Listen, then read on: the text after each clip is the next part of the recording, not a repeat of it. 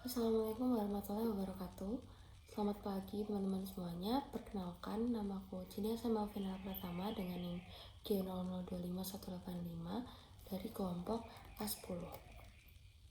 Jadi pada hari ini saya akan membahas tentang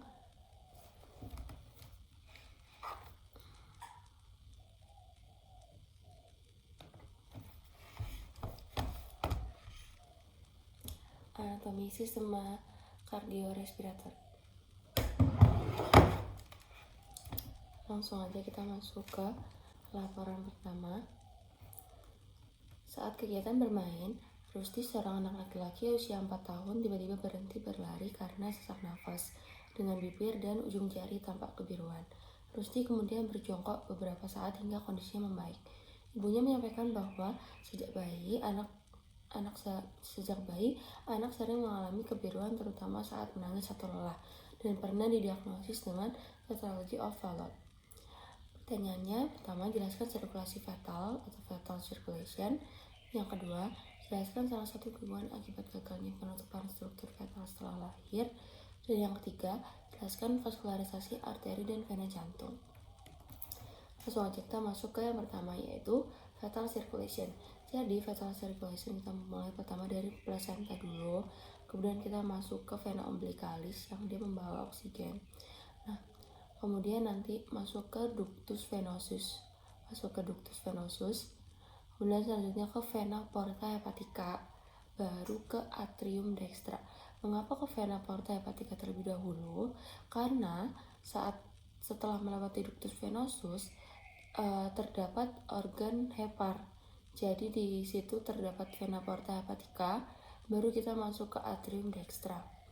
Selanjutnya setelah dari atrium dextra kita masuk ke foramen oval. Nah, kita masuk ke sini, ke foramen oval yang sepertiganya itu ke ventriculus cordis dextra, mengalirkan darah ke pulmonal, ke paru-paru. Kemudian ke atrium sinistra. Setelah ke atrium sinistra sini, kemudian ke ventriculus cordis sinister. Kemudian baru ke aorta dan ke seluruh tubuh. Nah, ke sistemik seluruh tubuh ini ke yang aorta ascendens. Jadi tadi oksigen yang dibawa oleh vena umbilicalis itu kemudian akan diedarkan ke aorta yang bagian ascendens atau yang bagian atas. Kenapa bagian atas? Karena di bagian anggota tubuh bagian atas kan ada otak, ada organ-organ vital yang membutuhkan asupan oksigen yang banyak, sehingga didahulukan mengalirkan darah ke aorta ascendens. Kemudian kembali ke core atau kembali ke jantung melalui vena cava superior et inferior. Nah, kemudian masuk nih ke atrium dextra. Nah, setelah masuk ke atrium dextra, dia akan ke ventriculus cordis dexter. Nah, akan ke sini, ke ventriculus cordis dexter. Nah, sebelum ke truncus pulmonal, sebelum ke sini, nah, dia itu masuk ke ductus arteriosus. Yang kaya akan CO2.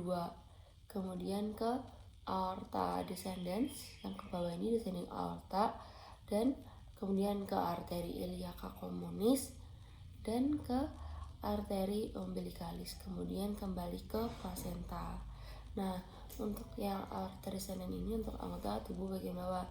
Nah, pada saat kita masih bayi atau masih janin, darah yang mengalir ke bawah itu mostly bercampur dengan CO2 karena struktur pulmonalnya atau paru-paru itu belum sepenuhnya bekerja karena masih ada placenta. Jadi kebutuhan oksigennya itu sudah terpenuhi dari si ibu.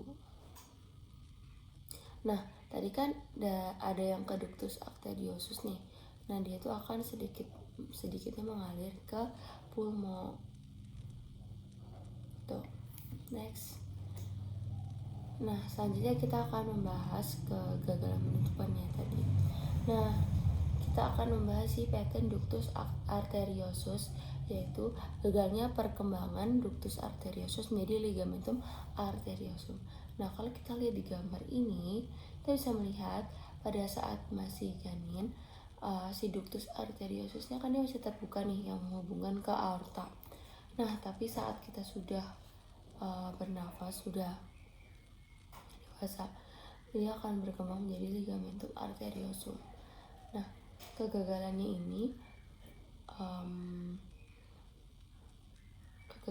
ini nanti bisa mengakibatkan terjadinya gangguan aliran darah, yaitu left to right side. Jadi karena tekanan di aortanya cukup tinggi, karena ini kan kalau misalnya gagal menutup, darahnya kan akan langsung ke aorta. Karena tekanan di aortanya cukup jauh lebih tinggi daripada di arteri pulmonalis, darah yang seharusnya diedarkan ke seluruh tubuh justru akan bocor ke paru-paru. Nah, sehingga di paru-paru dia akan kelebihan cairan, dan di jantung kiri harus bekerja ekstra keras untuk memompa volume darah yang terus berputar kembali.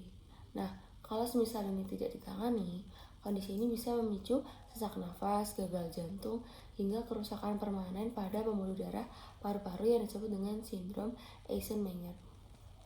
Oke, next. Selanjutnya kita masuk ke vaskularisasi core atau vaskularisasi jantung. Nah, di sini kita hanya akan membahas tentang arteri dan venanya. Pertama, mulai dari arteri perikardioverenika. Nah, dari sini, kemudian ke arteri thoracica interna, kemudian ada arteri musculoverenica, verenica yang superior. Sini nggak kelihatan. Arteri verenica superior, arteri bronchialis, dan arteri esophagealis. Nah, untuk yang vena itu ada vena perikardioverenica. Nih, vena perikardioverenica. Dia itu adalah cabang dari vena brachiocephalica nih. Jadi cabang dari vena brachiocephalica kemudian akan bercabang menjadi vena perikardioverenica. Kemudian ada juga sistema azygos. Nanti ada dua, ada yang azygos dan ada hemiazygos yang sebelah dexter dan sinister. Oke, selanjutnya kita akan membahas tentang laporan kedua. Jadi saat musim hujan, Badi mengeluhkan hidung tersumbat yang berlangsung beberapa hari, disertai nyeri pada daerah pipi yang memberat saat menunduk. Ia juga merasakan lendir kental mengalir ke tenggorokan. Pada pemeriksaan, dokter mencurigai adanya peradangan pada sinus maksilaris yang berkaitan dengan gangguan drainase di meatus nasi medius. Pertanyaannya pertama, jelaskan sinus-sinus paranasal yang terdapat pada hidung beserta fungsinya. Yang kedua, sebutkan pembagian meatus nasi dan lubang muara atau drainase masing-masing sinus. Dan yang ketiga, jelaskan mengapa sinus maksilaris lebih sering mengalami sinusitis dibandingkan sinus-sinus lainnya. Oke, kita masuk ke pertanyaan pertama, yaitu pembagian sinus paranasalis. Jadi sinus-sinus paranasalis ada berapa? Nah, sinus paranasalis itu ada 4. Pertama, ada sinus frontalis, itu yang di bagian atas, yang warnanya kuning. Kemudian ada sinus maksilaris, ini di bagian bawah. Nah, ini nanti akan ditanyakan di pertanyaan ketiga. Kemudian ada cellula ethmoidalis, ada sinus ethmoidalis. Nah, ini ada 2, ada cellula ethmoidalis anterior et posterior. Nih, anterior et posterior. Kemudian yang terakhir itu ada sinus sphenoidalis di sebelah sini. Nah, fungsinya apa sih? Nah, fungsi sinus itu ada banyak. Beberapanya itu seperti mengurangi berat relatif tengkorak, meningkatkan resonansi suara, sebagai penyangga terhadap trauma wajah, melindungi struktur yang sensitif dari fluktuasi suhu yang cepat di hidung, dan masih banyak fungsi lainnya. Ya, lanjut kita ke pertanyaan kedua, yaitu pembagian meatus nasi. Jadi, meatus nasi ini dibentuk oleh tiga lengkungan tulang yang bertingkat. Nah, jadi dari konka superior, konka media, dan konka inferior. Nah, nantinya ketiga konka ini akan membentuk 3 saluran. Ada 4. Pertama itu dari recessus sphenoethmoidalis, kemudian meatus nasi superior, meatus nasi media, dan meatus nasi inferior. Nah, selanjutnya kita akan membahas tentang drainase masing-masing sinusnya. Pertama dari recessus sphenoethmoidalis. Dia itu adalah muara dari sinus sphenoidalis, sesuai namanya ya. Kemudian ke meatus nasi yang superior, dia itu adalah muara dari meatus nasi superior. Nah ini meatus nasi superior, dia itu adalah muara dari selula ethmoidalis yang posterior. Kemudian selanjutnya untuk yang meatus nasi yang media, dia akan dibagi menjadi beberapa bangunan. Pertama itu ada yang bula ethmoidalis yang bentuknya kayak kubah, dia itu adalah muara dari selula ethmoidalis yang media. Kemudian ada hiatus semilunaris, dia ini adalah muara dari sinus maxillaris. Nah ini nanti juga akan berkaitan dengan pertanyaan ketiga. Kemudian selanjutnya itu ada infundibulum ethmoidal, dia itu adalah muara dari sinus frontalis dan selula ethmoidalis yang anterior. Nah yang terakhir nih ada processus uncinatus. Processus uncinatus dia nggak muara dari sinus, tapi dia tuh kayak batas bawahnya si hiatus semilunaris ini. Nah si processus uncinatus ini juga akan berkaitan dengan pertanyaan ketiga. Kemudian selanjutnya ada meatus nasi inferior.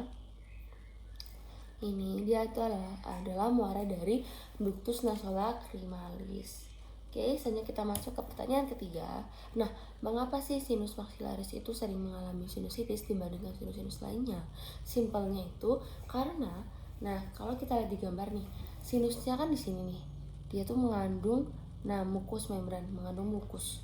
Nah, kemudian si muaranya dia itu ada di atasnya, ada di hiatus semilunaris. Nah, sehingga kalau si mukusnya dia mau keluar, dia kan harus melawan si gravitasi tuh. Nah, karena dia harus melawan gravitasi, jadi semisalnya ada penyumbatan, maka dia akan sulit untuk keluar ke muaranya tuh. Dan itulah yang menyebabkan dia sering mengalami sinusitis. Gitu, simpelnya begitu aja sih. Ya. Nah, hal ini juga diperumit oleh si processus uncinatus dan salah satu yaitu semilunaris. Udah gitu aja sih sebenarnya. Next, kita masuk ke pertanyaan. Oh, udah selesai. Jadi sekian yang bisa saya sampaikan mengenai anatomi kardiorespiratori. Kurang lebihnya saya mohon maaf. Saya Cynthia Melvinella Pratama dengan NIM J0025185 dari kelompok A10. Pamit undur diri. Terima kasih telah menonton sampai akhir. Wassalamualaikum warahmatullahi wabarakatuh.